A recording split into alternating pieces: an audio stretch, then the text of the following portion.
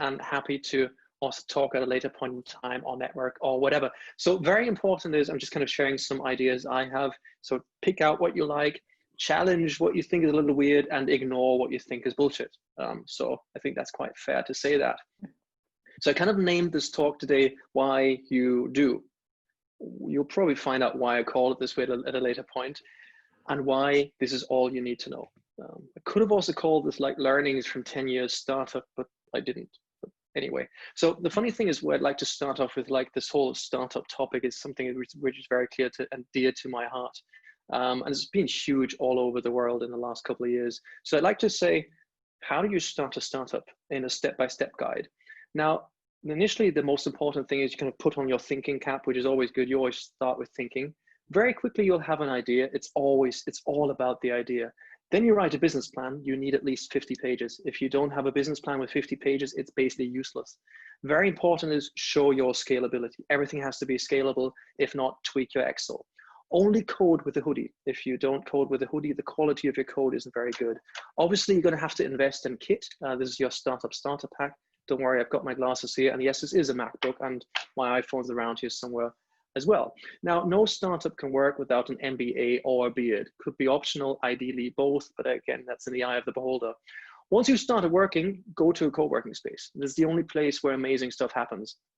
Interestingly, as soon as you sit down in a co-working space, they are wired with investors, and they pop up and say, how much do you need? The good answer is never start under $1 million. I usually advise them to go for 3 to 5 million, but $1 million is the minimum. As soon as an investor is invested in your company, it's just a question of days until Google turns up and wants to buy you. They don't buy you for less than $1 billion, so I'd always go for 3 to 4 billion. That usually works. So what I'm trying to say is, before you start with a company, it's very important to decide, do you want your house to be in the south of France or in Florida? Again, the trick is go for both. Now, obviously, this is massively overdone. That's bullshit. The funny thing is, sometimes I do this on stage, and I've got up to that last slide. I've got people kind of leaning in and going, yeah, tell me more, tell me more. And they think it's kind of the way it really is, which it's not when you start up a company. But sometimes when you read into startup folklore, it kind of sounds that way. It's not. So let's kind of slow down a little bit and start off again. So I'm Daniel, very happy to meet you. And we're kind of meeting in a very weird time right now. So if you're trying to guess where my accent is from, you've probably guessed right. Yes, I'm actually half Irish, half German, raised in Portugal, Colombian wife, American Cocker Spaniel, and I live in Austria. So I guess you got that one right. And as you pointed out early on, I'm a serial founder. I love that whole topic. 2 things I co-founded as Austrian startup, a think tank all around entrepreneurial thinking, which is a weird sentence, and the Vienna Mentoring Group, where we invest in early stage startups. Yes, I get to lecture at 3 universities, which I really adore. And I also do a lot of keynote speaking and hosting and presenting at events. And long story short, I love anything startup related.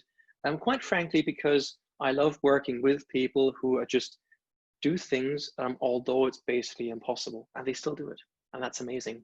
And what I also really love is working with change. I think change is such an exciting topic, and I want to give you some food for thought. And the funny thing is, with change, right now we're like in the weirdest time. And there's 2 types of people regarding change. Type 1 that say, nope, don't want this happening. And again, change can be good or bad. It's in the eye of the beholder, but change happens. So the ones who kind of try and stop change, and if you look at history books, you'll see that usually never worked too well. And the other ones who say, okay, change is happening, I'll embrace it. I'll do the best of it. And I want to be part of this. And over the last 10 years, I've been able to meet a lot of very, very successful people, talk to them, work with them and whatnot. And I've always tried to identify, where does this whole thing start? And the funny thing is, it always starts right here. And the funny thing is, it starts with the ability to be able to think of change and to be able to go, look, this can't be done, but what if? Or this will never change, but you think, well, what if it would change?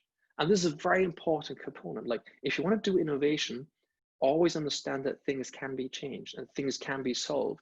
And the interesting thing is, even if it can't be solved today, still think it can be solved at a later point in time. Don't limit yourself with your own thinking. There's a great quote by Albert Einstein, who said, we cannot solve our problems with the same thinking we use to create them. Now, this doesn't fit perfectly, but I still like it so much. Don't limit yourself. Then again, also quite inspiring is the thought that, well, perfection is a moving target. It's not about writing the perfect plan. It's not about having a business plan with 50 pages, as I said early on, but it's just more accepting that things will change over time. Perfection is a moving target. What a beautiful quote. So let's kind of begin. That was important for me to kind of get the grassroots, the basics started. I did make a joke about what a startup is. And I'd like to try and define it a little bit more. And first of all, I'd like to say what it's not. And this is very important. It's not a smaller version of a regular company where a lot of people say, hey, I've just started my new barber shop or whatnot. It's a startup. Yes, if you want, but not really. It's something quite different. And I find this important to kind of get the understanding for the methodology you'll encounter in the next days, weeks, months, and maybe years.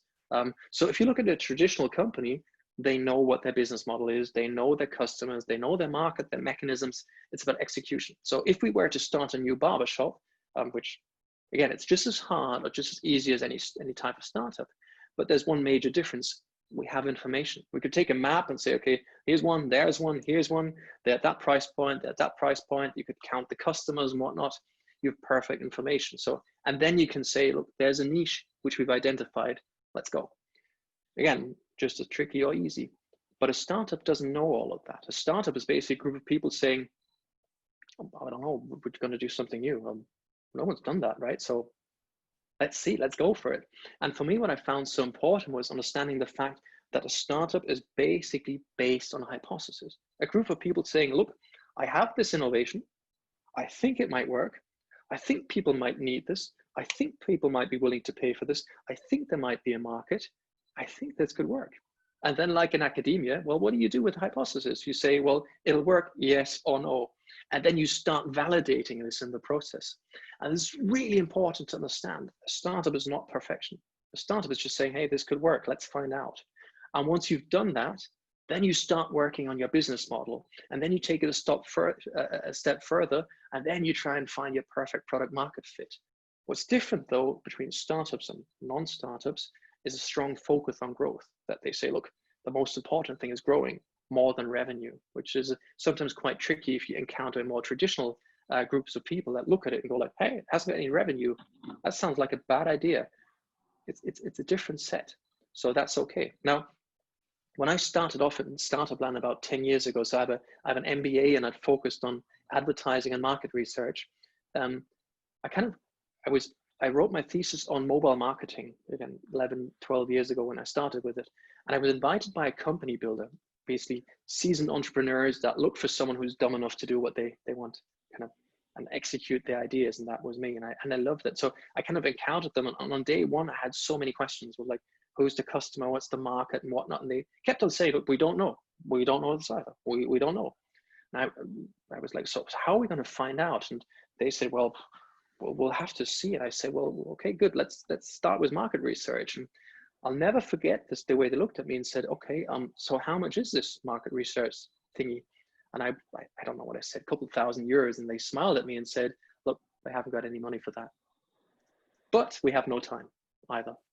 And I remember standing there and I was shocked because I'd been trained up to then to kind of try and work in a perfect environment. In market research, if you know something by 99%, you don't know it. You can say, based on the current facts and the scenario and blah, blah, blah, I can come to the assumption that potentially blah, blah, blah, but nothing. And suddenly you just kind of do things. To put it into context, 6 weeks after founding, I was in a train to our first customer, which is a company I can't name, but it's an Austrian-based company that has 2 Formula One teams and has an energy drink, which is quite famous. Something was Bulls, I don't want to name it. And I'm sitting in the train and I don't know, I've got a pitch deck, no website, no nothing. I'm just kind of them in my ears going, go for it. You'll be fine. You'll be fine. It'll be okay. And I was thinking, what a group of lunatics. And I'll never forget standing there and thinking, what should I do? This is so bad. This is so nuts. And the funny thing is, so I had this kind of guy who was mentoring me and he saw how irritated I was. And he said, you know what? It's simple. Just do it. Just do it. Just go for it. And you'll find out. And I remember how simple that answer was, do, but how hard it was actually doing it. Because I learned to plan everything, to have perfect data and then go the first step. And suddenly it was different. And I kind of learned the whole startup way of doing things. And that's build, measure, learn. I love that approach. So you have this idea, you try and build it as early as possible. You measure how your customer reacts to it, and then you learn from it. And you continuously do that. You develop a product with your customer. It's not perfect. You start with a 1.0 version and then you iterate. But that was super hard for me to get my head around. By the way, if you're really new to this and you're looking for 2 amazing books to read, here's a first tip: Alexander Osterwalder's Business Model Generation, quite a good book. And obviously The Lean Startup by Eric Ries, also a very good book. Now, these 2 books are usually next to each other in bookshelves. And bookshelves, well, lonely nights. And what happened was the 2 of them snuggled up, and together, this came out, the Lean Canvas. I love this thing. So very often startups ask me and say, look, where should I start? This is where you can start. It's an amazing thing, the Lean Canvas. I just want to point out one thing. If you look at the left side and the right side, you can see on the left side the problem, on the right side the customer segments and or early adopters. I think the best way to start is say, can you say in one sentence what you do? If so, then look at the early adopters. Can you name 5 people or companies, depending on B2B or B2C, that need your product and that you can contact, that you can phone straight away? If so, go ahead. If not, you know what to do. And then let's look at the top left, look at the problem. Can you name the top 3 problems you are solving for them? And below, the existing alternatives. That's all you need to do to start up a company. Can you say something in one sentence? Do you have 5 people that are willing and eager to engage with it? Do you know what the top 3 problems are you're solving? And you know how they're currently doing it? Most people say, oh, I don't know, but then you know what to do. But this is super simple to start off in a couple easy steps. Anyone could do that. And that's what I love so much about entrepreneurship. However, it's not about thinking, it's about doing. And you have to be willing to move fast and break things, as Mark Zuckerberg once said. I like that as well. Willing to try out things and willing to accept that they might not work. And again, this is also very important. A, this is not new. And B, certain Thomas Edison, who I quite like, once said, I've not failed. I've just found 10,000 ways that don't work. Also, finding out things that don't work are very valuable. And that's something, I love academia and I love lecturing, but something I find so hard that academia, only the positive results are of value. But finding out that things don't work is just as valuable. Now, obviously, what you also have to accept is the fact when you're really going at this, it's not always, it doesn't always feel perfect. You have to be, it's normal to feel a little weird and tense. And Mario Andretti once said so beautifully, if everything seems under control, you're just not going fast enough. And I love that quote. Yep, that's right. If you're really going for it, it might feel a little weird, but that's okay. Now you're working on your solution and you've got your first ideas, but you have to understand that not every solution is amazing, even if your best friends say so. So that's also something you have to accept. And if you engage in startup land, you also have to understand that probably in reality, 90% are going to fail. 90, that's 90 for those ones that haven't quite seen the message yet. But that's also okay. There's like super early. Obviously, all of us are kind of like very, very straightforward, say, well, that's 9 out of 10. I'm number 10. That's cool. So let's go for it. But you have to, and I love this quote, understand we're operating under extreme uncertainty. Eric Ries said, a startup is a human institution designed to deliver a new product or service under conditions of extreme uncertainty. I love that. Extreme uncertainty is such a beautiful word. But then again, if you're not willing to engage with it, well, don't. If you are willing to engage with it, just accept the fact it could be a bit of a bumpy ride. Now, at this point, you might be thinking, hey, I'm kind of building up to talk about fail culture, but I cannot stand that term. Like, fail culture is such a stupid word, in my opinion. Within our community, people know what we mean. On the outside, they think it sounds like trying to be mediocre, killing or burning other people's money and whatnot. I don't think it's the right thing. I think it's a culture of falling and a culture of getting back up. I love that. And there's a word I love so much, and that's perseverance, a culture of perseverance. That's what entrepreneurship is about. Accepting the fact that it doesn't work the first time, 5th time, or 10th time, but continuously working on it to make it work. Steve Jobs, you have to quote Steve Jobs if you're talking about entrepreneurship, right? He said, I'm convinced that about half of what separates the successful entrepreneurs from the non-successful ones is pure perseverance. While you're working at this, you will fall 50 times and get up 51 times. That's the important part, but that's learning, right? And the interesting thing is, if you look at sports, the way you learn, think about how often this guy is going to fall flat on his face and how often he's going to get back up, right? And the true greats are the ones who've fallen very often, have been willing to accept that fact. What I think is so important is it's never about falling, but it's about getting up. By the way, 50 and 51 wasn't by just pure ideas. If you look at Rovio and Angry Bird, super successful game, that was the 51st game they built, the 51st product. Think about that perseverance of doing something 51 times, how your friends and your family would react to that. Now, obviously, unless you have a lot of passion about this, you're not going to survive. You're going to give up. And passion is probably the most important thing you can have in entrepreneurship. And for me, when I meet young people and young at heart people, sorry, who are new to this, you can talk product, technology, plans, whatnot. But the most important thing is feeling, do they believe in what they do? This is so incredibly important. Have passion and show others that you love what you're doing. Obviously, if you're kind of listening to all of this and going like, holy, that's a lot of work. And you're looking up to the mountain going like, boom, that's I don't know where to start. That's normal, don't worry. But the thing is, it's about the first step you take. And the first step is the most important one. And once you've done the first step, you can do the second, and you can walk the third and the fourth and the fifth. Don't get irritated by the tens of thousands of steps ahead. Just always focus on the next. And the most important thing is being willing to talk about your idea. Now, I know a lot of people say, no, I don't want to talk about my idea. It's top secret, and I'm scared that someone's going to take the idea away from me. Yes. But brutal reality is, if it takes 2 minutes and you tell someone else about your idea, they take your idea and make it better than you, probably not good enough. That sounds bad, but it's a bit of a reality. But if you tell people about your idea, now don't share a secret code, but like the idea. The thing is though, as soon as you talk about your idea, you get feedback, and feedback is super important. Obviously, at some point in time though, these gentlemen are going to turn up. They're going to inspect your idea and go, okay, this won't work. Never going to work. Or which I quite like as well is, no one's ever done this, which means because no one's ever done this, it can't work because it hasn't been done before. If you turn it around, isn't that the essence of innovation? But hey, still, probably you've all heard this before, or you will hear this. And of course, I quite like this. I can't see this happening. Here's a great quote, by the way. I've got my quotey day today. Well, that happens. It's Monday, so let's have a lot of quotes. The cinema is little more than a fad. It's canned drama. What audiences really want to see is flesh and blood on the stage. You look at it and go like, what an idiot, right? Actually, it was Charlie Chaplin. So the important thing is always to have opinions and understand the opinions in the context of time.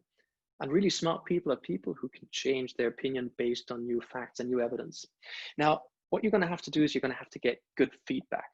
Feedback is everything. But the funny thing is, if you Google feedback and look for pictures, you get to see this. If you're looking for feedback, don't go to your best mates and your mom and dad and say, look, isn't my new idea amazing? Because they'll probably say, yes, your new idea is amazing, whatever. Get different feedback. And for me, I think what's really essential is getting honest feedback. And the thing was honest feedback. When I Googled this, by the way, I didn't get many good pictures. So I had to try and find something. I think this is probably kind of honest feedback, potentially. I'm not quite sure if the gentleman on the right is actually enjoying this moment. Technically speaking, the gentleman on the left is trying to help the gentleman on the right. But you know how it is. But the thing is with feedback, be honest, give honest feedback. And if you get feedback, know how to handle it. However, there's one thing I do want to share with a bit of academia in the background. It's called Dunning-Kruger. I love Dunning-Kruger. Now, the funny thing is with Dunning-Kruger, what it does, it shows how confidence on the left and experience at the bottom, how they correlate. Now, Dunning-Kruger has one beautiful thing.